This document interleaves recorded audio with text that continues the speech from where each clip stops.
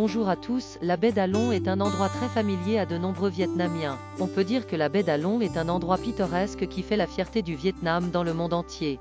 Venons-en ensuite à l'histoire détaillée de la baie d'Along avec Smart Eco Travel. La baie d'Along est une petite baie située sur la côte ouest du golfe du Tonkin dans notre pays, comprenant les îles de la ville d'Along dans la province de Quang Ninh. Il y a plus de 500e ans, même. Nguyen Trait a salué la baie d'Along comme une merveille construite, haut dans le ciel. En 1994e, la baie d'Along a été reconnue par l'UNESCO comme patrimoine naturel mondial. La baie d'Along a une superficie totale de 553 km². La partie centrale, qui est la partie visitée par la plupart des navires de croisière dans la baie d'Along, a une superficie de 334 km². La baie s'étend sur 120 km le long de la côte. Pourquoi s'appelle-t-elle la baie d'Along? Changée à travers de nombreuses périodes historiques. Durant la période nordique, cette zone s'appelait Luc Chau ou Luc Hay. Durant la dynastie Li Tran Le, la baie d'Along avait d'autres noms, Fleur de Phong Hay Dong Ambang Van Dong Son ou Luc Thuy.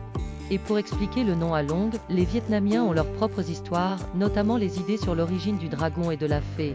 Le dragon ici est le dragon. Certaines légendes disent que lorsque le peuple vietnamien a établi son pays pour la première fois, et a rencontré le désastre d'une invasion étrangère, l'empereur de Jade a envoyé la mère dragon pour amener un groupe de bébés dragons dans le monde inférieur pour aider les Vietnamiens à combattre l'ennemi. Les bateaux ennemis de la mer se précipitèrent vers le rivage au moment où les dragons arrivaient dans le monde inférieur. Les dragons crachèrent du feu, brûlèrent partiellement les bateaux ennemis, libérèrent des perles et des pierres précieuses, formant un mur de pierre si imposant que les bateaux ennemis s'écrasèrent dessus, se sont brisés, bloquant les progrès étrangers.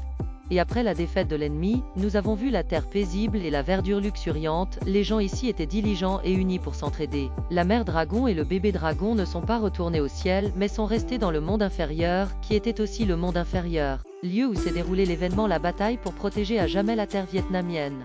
Et l'endroit où la mère dragon a atterri s'appelle Along. L'endroit où le bébé dragon a atterri s'appelle Baie Tulong et l'endroit où les dragons agitent leur queue dans l'eau blanche s'appelle Bac Long Vi.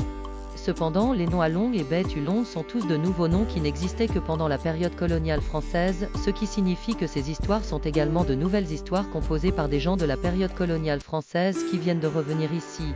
Sur des histoires historiques plus spécifiques du journal d'information Day Fong du début du 2e siècle. Ce journal publié en français parlait de l'apparition d'une créature ressemblant à un dragon dans la région de la baie d'Along aujourd'hui, intitulée Dragon apparaît dans Baie d'Along.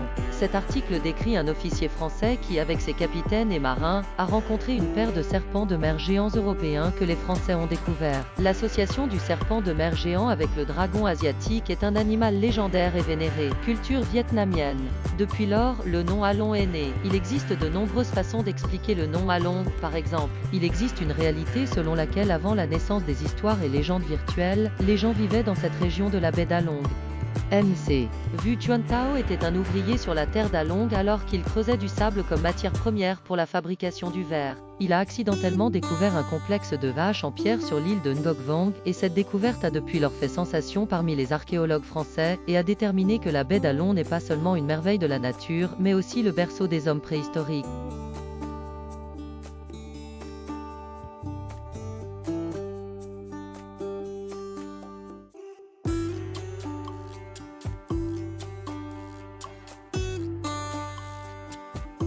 La baie d'Along compte de nombreuses îles, alors combien d'îles la baie d'Along compte-t-elle au total? Tout d'abord, parlons un peu du niveau de l'eau.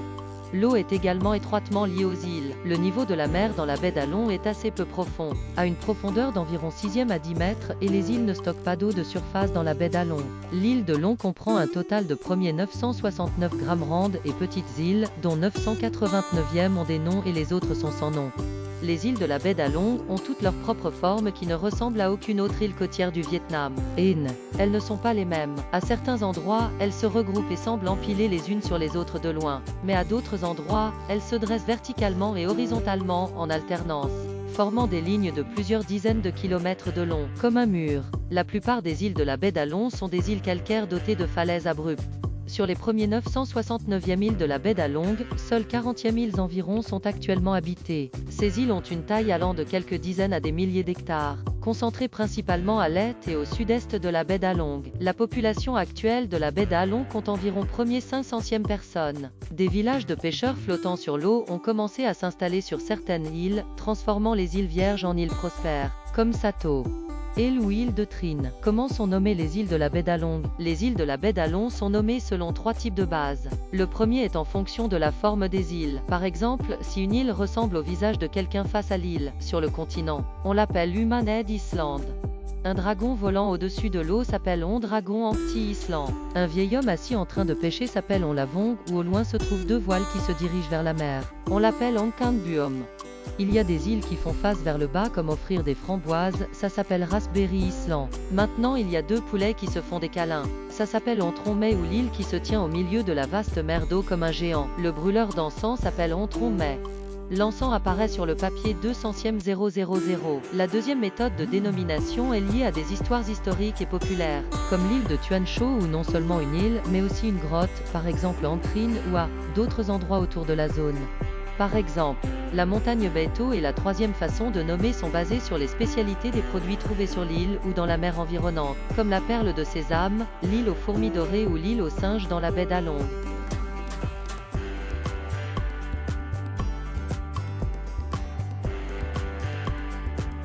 Il y a une île très spéciale qui ne porte pas le nom des 3 manières mentionnées ci-dessus. Titop Island, un nom qui sonne très occidental, non parce que Titop Island est une île nommée d'après un héros spatial humain. La Russie est bonne et cette île s'appelait Titop pendant la période coloniale française. Cette île se trouve à environ 14 km et de Bechet et a été nommée Titop depuis que le président Ho Chi Minh a visité la baie d'Along avec l'astronaute Titop, plus précisément en 1962e. Le héros de l'espace Titop a été la 2e personne à orbiter autour de la Terre. Avant cela, il était également une personne très célèbre, Yuri Gagarin, à bord du navire Volksop. Il a servi dans l'armée de l'air soviétique et a atteint le rang de lieutenant général de l'air Force.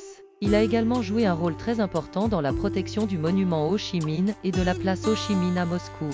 Quant à la popularité et à l'ampleur de la baie d'Along, il s'agit bien de l'île de Tuan Chau et la pêche de Tuan Chau a également l'origine de son nom car sur cette île, il y avait autrefois une station de patrouille. Cette station était gérée par un officier de patrouille, ici qui contrôlait et collectait les taxes sur les bateaux le long de la zone qui est aujourd'hui Tuan Chau en raison du climat frais et des magnifiques paysages.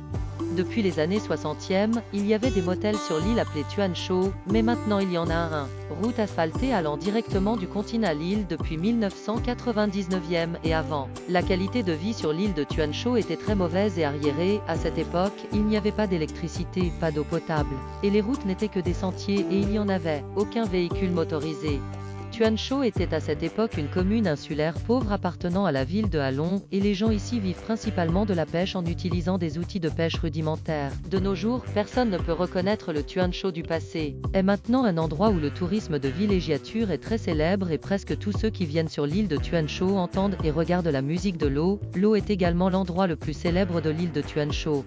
Tuan Chau est également connu comme centre touristique et organise des événements majeurs, des événements tels que des concours de chant, des concours de beauté, je ne sais de quel concours ou spectacle vous vous souvenez, qui ont eu lieu sur l'île de Tuan Chau.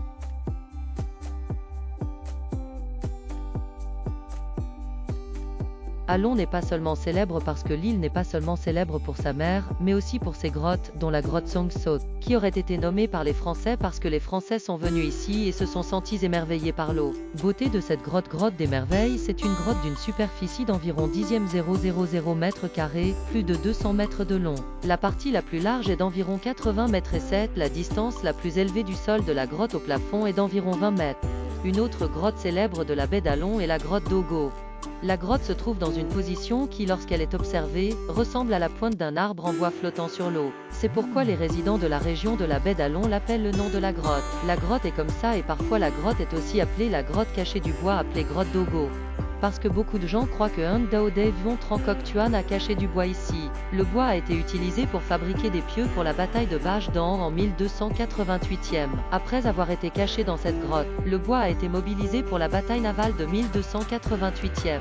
Cette bataille a été témoin de la victoire de l'armée et du peuple du Dai Viet. Outre les paysages associés à l'eau, toute la région d'Halong est également très attrayante avec ses histoires historiques. Dans la région d'Halong, il y a le célèbre port commercial de Van Dong et dans la région d'Halong, il y a aussi la montagne historique. La poésie conserve ici un poème écrit en chinois par le roi le Tintong et ce poème a été gravé sur pierre en 1468e. À cette époque, le roi faisait un tour de la mer de l'Est.